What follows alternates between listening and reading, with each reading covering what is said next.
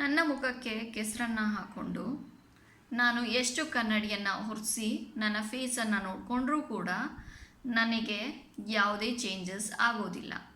ಆದರೆ ಈ ತಪ್ಪನ್ನು ನಾವು ಲೈಫಲ್ಲಿ ಪ್ರತಿ ಸಲ ಮಾಡ್ತಾ ಇರ್ತೀವಿ.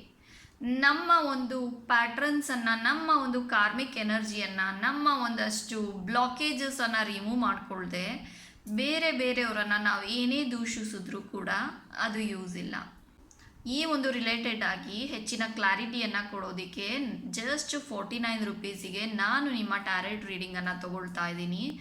ಈ ಒಂದು ಪ್ರೈಸಲ್ಲಿ ಲಿಮಿಟೆಡ್ ಮೆಂಬರ್ಸಿಗೆ ನಾನು ಆಫರಿಂಗನ್ನು ಮಾಡ್ತಾ ಇದ್ದೀನಿ. ಈಗಲೇ ಡಿಸ್ಕ್ರಿಪ್ಷನ್ ಬಾಕ್ಸಲ್ಲಿ ಕಾಣಿಸ್ತಾ ಇರೋವಂಥ ಲಿಂಕ್ ಮೇಲೆ ಕ್ಲಿಕ್ ಮಾಡಿ ನಿಮ್ಮ ಒಂದು ಸ್ಲಾಟನ್ನು ನೀವು ರಿಜಿಸ್ಟರ್ ಮಾಡ್ಕೊಳ್ಬೋದು.